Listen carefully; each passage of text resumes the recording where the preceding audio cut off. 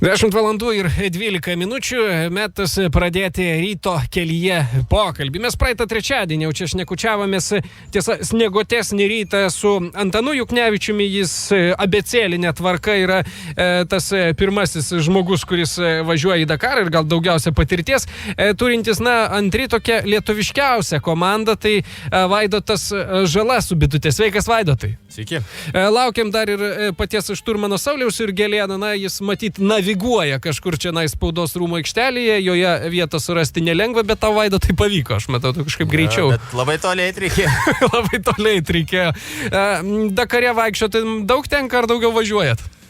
Iš tiesų, tai bivokas, sakykime, yra tikrai didžiulis organizmas ir kartais, kai tenka nukolniuoti iki tualeto ar iki valgyklos, tai ten, sakykime, motorolerį turėti pravartu. Ir iš tikrųjų biesas čia šitoje vietoje apgalvoja, pasiėmė tokį pirdulką. Aha. Tai tikras išsigelbėjimas ten. Visi graibsto į kairę, į dešinę, jeigu pavalgyti reikia. O Vaidotai, tu, kadangi tau Dakaras buvo praėjusiais metais, pirmoji tokia patirtis tenai, kas didžiausią įspūdį paliko? Tas bivokas, pačios varžybos ar kas?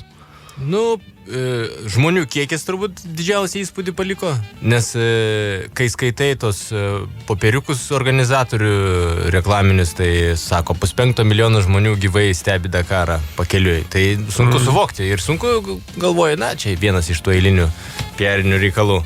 Bet iš tikrųjų tai ten tas skaičius iškart nuo pat starto palieka, nuo pat arkos palieka įspūdį, tu važiuoji praktiškai visą laiką tarp žmonių. Jie visą laiką pakeliai yra išsirikiavusi į tą žmonių eilė su šeimom, kepa šašlykus, mojuoja, jeigu atmojuoja atgal, tai didžiulė laimė.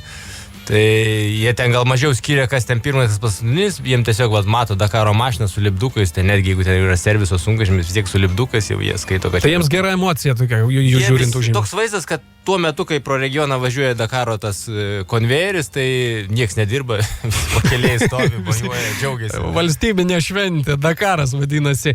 Vaidai, klausyk, o kartu tai ir nekelia jums didesnio pavojo patiems lenktynininkams? Nėra, kad ten iškrenta koks netyčia šašlyko kepėjas į kelią? Ne, jie labai pagarbiai žiūri ir tas, aišku, dėmesys po to šiek tiek pradeda varginti, nes nedaug dė, kur miestelį sustosi, tai iškart didžiulius spiečius aplinkui vaikų, ten lipdukų nori, parašų, dar kažko ten nusifotografuoti. Tai po to jau tas, jeigu nuo pirmom dienom, tai ten labai nori visiems mojuoji viską, visas tas nori atgal. Pavargsta ranka, ne? O po to, ypač jeigu dar nuovargis, jeigu ten gendi ar kažką, tai toks atsiranda ir zlumas ir ten tada jau pradeda vargintas didžiulis toks maišalinė ta.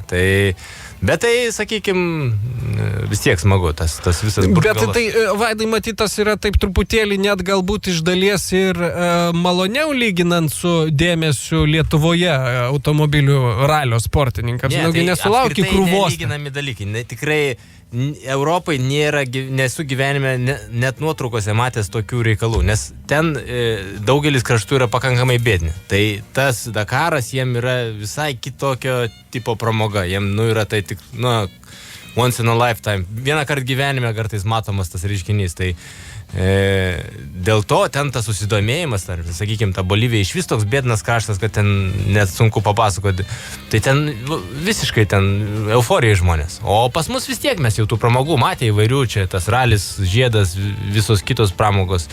Mes jau, taip sakytim, biški palepinti esam. Tai dėl to, tas susidomėjimas nėra toksai euforinis. Čia Saulius ir Gelėnas jau prisistatė ir aš matau, kad jisai nusitaikęs į mikrofoną, kurio aš įjungti negaliu. Sauliau, jums reikėtų... labai teisingai. Tai labas rytas, labą dieną, Sauliau. Labas rytas, labą dieną. Kas čia, mes galvojam su Vaidotu, kaip čia nutiko, kad šturmanas vėluoja. Tai kaip čia vairuotojas be šturmano pirmiau atvažiavo, nei šturmanas? Kartais tai pasitaiko. Pasitaiko. Mes nusprendėm, kad naviguoti spaudos rūmų aikštelėje buvo sunkiausia ir dėl to Vaidotas sakė, labai toli bėgti jam reikėjo iki studijos. Šaligatvėje pas jūs labai slidus, tai taip sakant, vos nepadariau gimnastikos pratimų. Tai mes čia, kaip sakom, visada hashtagas Šimašiau nuvalyk šaligatvį. Vaidotas čia dalinosi savo pirmo Dakaro įspūdžiais ir kaip jisai tenais jautėsi. Sauliau, prisimenat savo pirmąjį Dakarą, kuris įvyko akmens amžius? Kur čia neprisiminti, 2013 metai. Čia jo pamiršti tikrai neįmanoma vien dėl to, kad pirmas ir vien dėl to, kad nuotykių ten pakako dar keliam Dakaram. Tai ta sukaupta jau patirtis dabar praverčia, padeda, ar kiekvienas Dakaras yra atskira patirtis?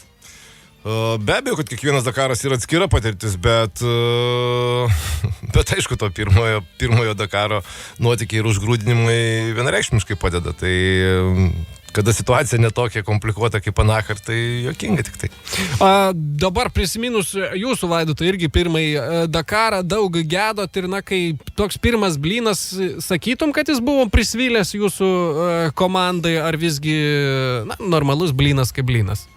Aš pasakysiu iš tos savo trumpos patirties, kad dažniausiai visi pirmi blynai šiek tiek svyla, nes labai sunku viską numatyti. Vis tiek tai automobilių sportas yra nemažai turi kompleksijos, tokių daug elementų. Techninis elementas, pasiruošimo, ekipažo, serviso, planavimo, logistikos ir panašiai. Tai kažkurios vietos vis tiek prisvyla. Tu negali pirmą kartą į kažkokį autosporto formatą orientuodamasis visko numatyti. Netgi apsikalbėjęs, apsitaręs, kas važiavęs, bet vis tiek yra tam tikrų niuansų.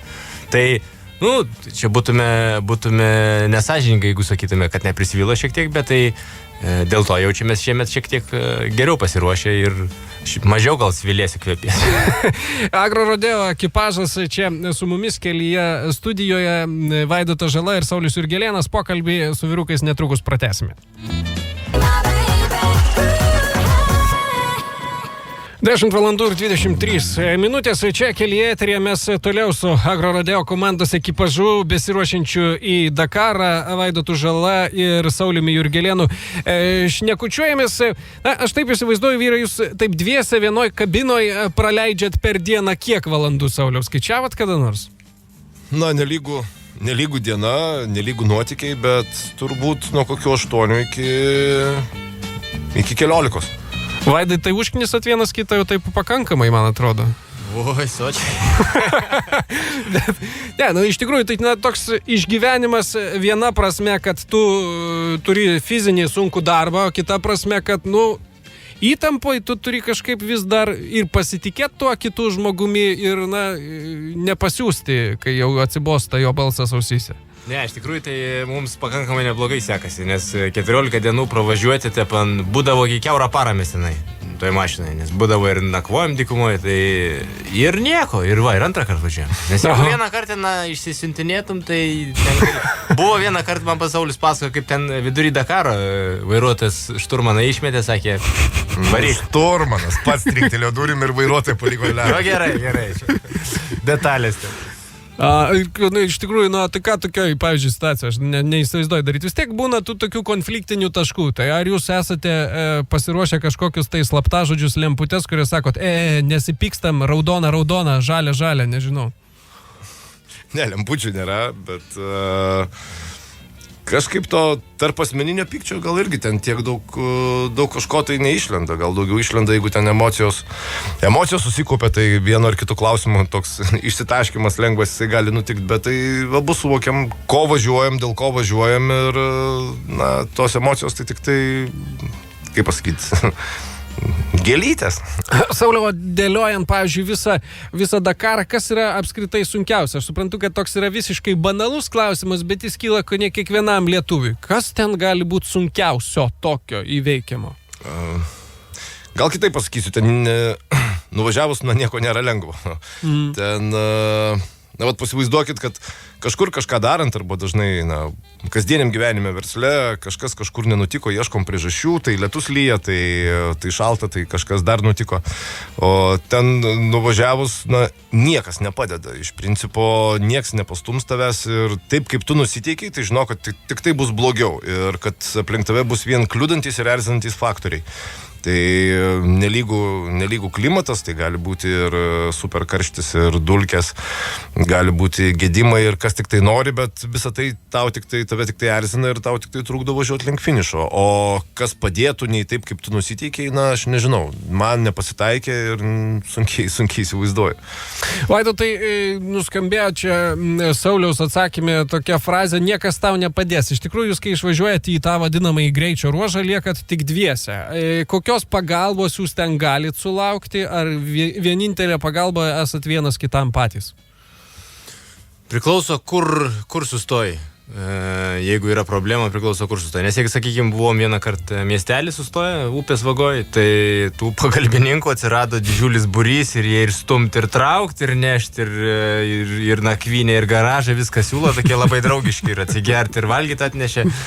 Tai, bet jeigu, tarkim, dykumoje sustoji, tai gali būti, kad artimiausias kažkoksai punktas yra už 10 kilometrų, kaip minimum, tai tuomet jau lieki pats savo, tu gali bandyti prašyti pagalbos už savęs važiuojančių ekipažų, bet šiais laikais sunku ten kažką prisiprašyti. Mums vienu metu reikėjo, kad trukteltų ten pusę kilometro pabandyti užsikurti ir tai labai ilgai laukiam ir prašėm, nes šiais laikais visi važiuoja rezultatų, ten tokių turistų labai nedaug likė ir tai patys paskutiniai sustoja, klausia, ar tu ten turi vandens, ar ten gal kažkokio įrankio reikia, kurio neturi.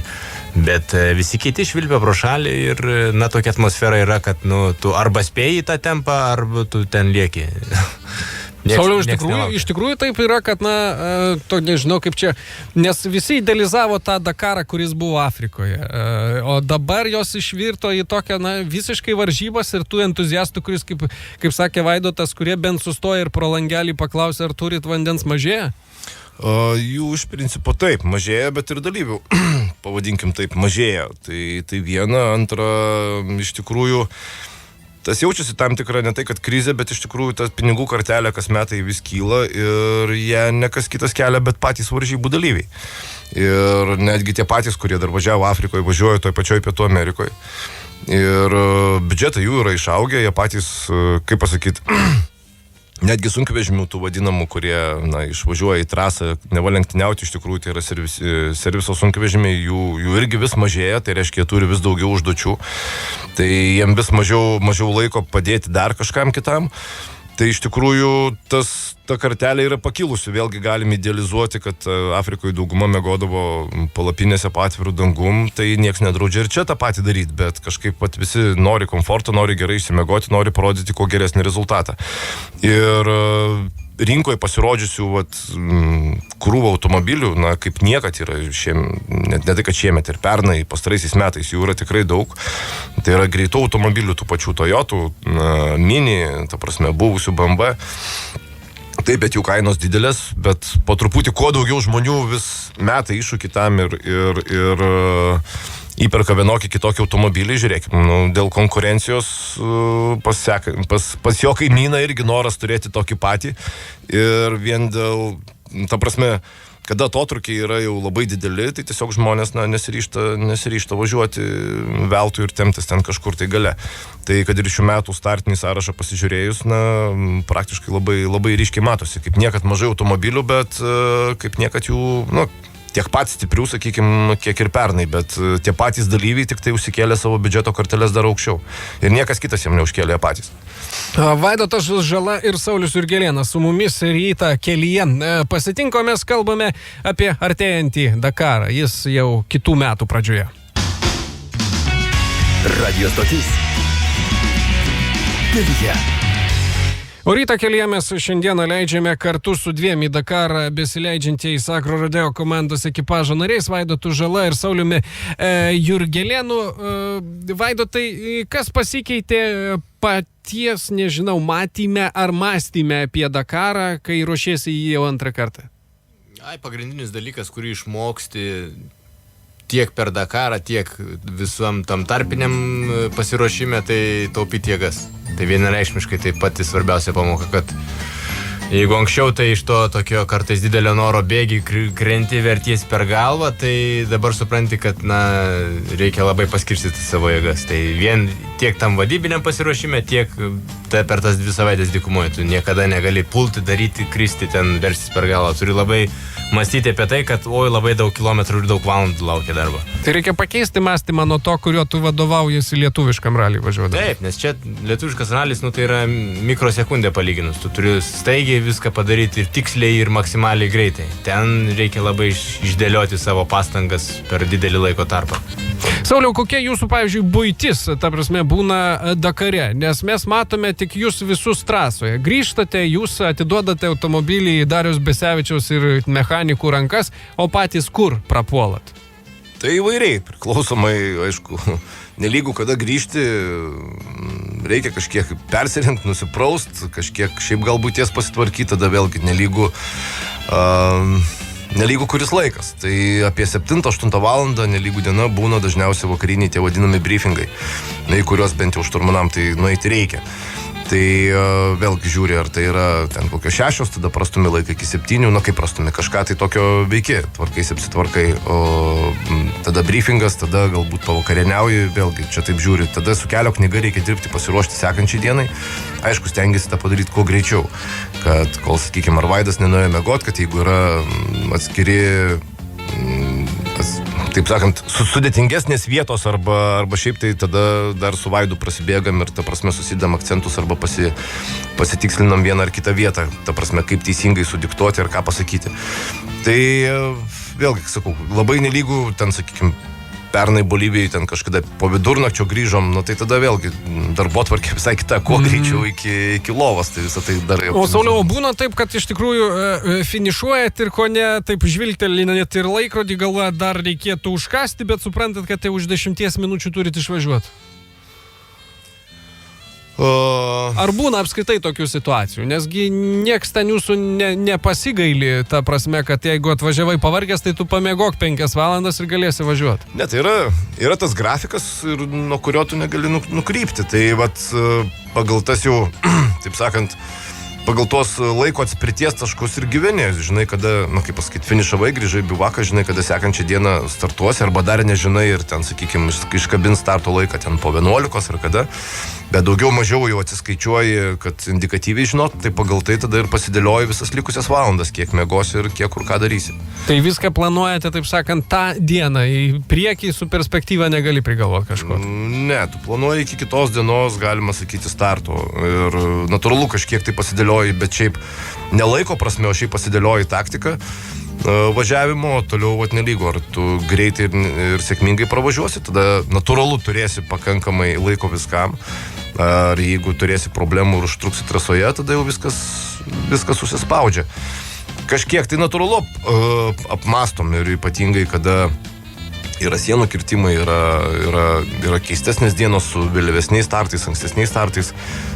Kažkiek tai bet tik tai indikatyviai, nes šiaip gyveni pagal tą laikrodį, kuris yra sekančiai parai tau, galima sakyti, nustatomas.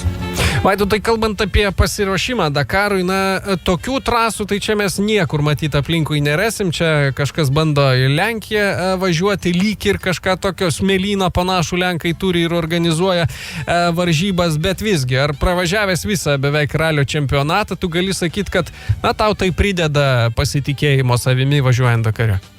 Vienareikšmiškai, nes iš esmės išvažiuoti be tų ralinės formos palaikymo, tai būtų labai sudėtinga. Tu sukdamas tos kilometrus klasikinėse trasose ralio, tai vis tiek palaikai savo kūną tam tikram aštresniam režime. Tai tavo reakcijos laikas ir reakcijos kokybė išlieka geresnė negu sėdint ant pečio, sakykim taip. Tai vien dėl to kitais metais, net jeigu, sakykime, nevažiuosim viso ralio čempionato, tai kažkurias varžybas būtina išvažiuoti, nes tu visiškai nieko neveikti negali. Ta specifika šiek tiek skiriasi, ralis yra toksai aštresnis, greitesnis, bet neturi tam tikrų 3D elementų be kelės, bet jisai vis tiek yra tie įgūdžiai būtini ir kažkiek mašinai laiko turi kas mėnesį, kas 2 praleisti, nes priešingų atveju tai aptings ir tada išvažiavimas bus toksai šokas organizmui. Sauliau, kalbant apie šturmano darbą Dakare, čia paskutiniu metu patį matėm vis padedant kam nors, kokiame nors lietuviško ralio ekipaže. Ar tai yra kažkas panašaus, ar Dakare šturmanavimas yra visiškai kitoks dalykas nei ralyje? Na taip, jis yra kitoks, nežinau, ar žodis visiškai tinka, bet tikrai jis yra kitoks.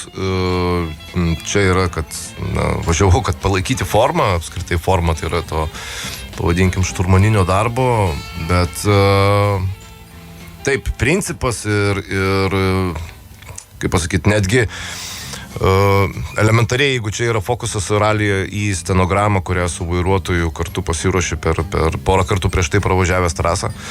Ir yra svarbu tikslumas, laiku ir intonacija, visa kita. Tai negali sakyti, kad intonacija arba tikslumas nesvarbu Dakare, bet Dakare yra svarbu dar ir navigacija, ir trasa yra nežinoma mums abiems. Tai tu turi pajausti, kada, kur tu turi padėti vairuotojui, netgi galbūt su patarimu pasirinkant trajektoriją. Bet iš kitos pusės pagrindinis dalykas tai yra nepaklysti, teisingai sunaviguoti, laiku pranešti apie kliūtis, besikeičiančią kelio dangą ir daugiau esi atsakingas už tempo palaikymą. Tai vėlgi akis dirba irgi kitaip, jos neįsisiurbusios į stenogramą, kur ta prasme surašyta tai, kad tu tik karts nuo karto pakeli akis ir pasižiūri kelią. Čia tu dar turi žiūrėti ir į navigacijos prietaisus, kelio knygą ir skanuoti landšaftą. Ir skanuoti landšaftą tam turi skirti žymiai daugiau laiko nei ralyje. Tai taip, kad yra tie niuansai ir jie tikrai kitokie, bet šiaip formos palaikymas, buvimas lenktyninėme automobilyje, susikaupimas, darbas greičiui, natūralu, tai kišenė ne iš kišenės. Ir jau artėjant mūsų pašnekesiukų link pabaigos ir visuomet reikia kažkaip, kai išleidi žmonės į tokias atsakingas varžybas, Vaidai, tai paklausti. Tai ką parvešit be smėlio kišenėse? Labai tikimės, kad mašiną sveiką grąžinsim į Lietuvą. O šiaip tai viskas atsirems į tai, kiek laiko ir kiek produktyviai judėsime į priekį. Tai Saulius slapta tikisi kažkaip produktyviai atvažiuoti alternatyvios energijos įskaitoj, nes ten mes turim nemažų šansų, sakykim. Bet aš tai taip stengiuosi savęs labai neglušinti su tom lūkesčių teorijom. Nes tada tiesiog startuojant yra šiek tiek lengviau, negu susifokusavus į labai konkrečius skaičius. Tai tiesiog tada atsisėdi, žinai, kad kiekvieną dieną turi maksimaliai gerai savo darbą padaryti ir labai jau kompleksiškas tas Dakaras, labai daug tokių nežinomųjų faktorių ir bet kuriuo atveju mes važiuojam neturistaut, važiuojam važiuoti, kovoti, tai kas bus tas. Sauliau, truputėlį pabaigai dar ir priminkit iš savo klasę, nes, jūs važiuojate kitokioje klasėje negu Benediktas Vanagas ar Antanas Juknevičius. Taip, mes važiuojame T15, tai yra šių metų naujiena, pernai važiavom T3 grupėje, tiesiog Tarptautinė automobilių federacija dar prieš metus, kaip ir pakeitimus padarė, organizatoriai nenori prarasti visų dalyvių, kurie yra pasirengę automobilius, tebūnie pagal prieš tai buvusius reikalavimus. Tai jie tiesiog taip numigravo mūsų ir mūsų konkurentus į T15 klasę, kur, jeigu praeitais metais turėjom 16 konkurentų, šiemet, aišku, kol nepraeita galutinė techninė komisija Asuncione, sunku pasakyti, bet greičiausiai būsime 5 toje klasėje, tai netiek jau daug. Tai ir galima ir visai neblogą poziciją tuomet išskinti savo klasę. Netikėtai, gal ir galima. Ačiū Vyrai, kad užsukote. Saulius Jurgelėnas ir Vaidotas Žala šiandien rytą pasitiko kelyje. Ačiū Jums ir sėkmės. Ačiū, smagios dienos. Iki.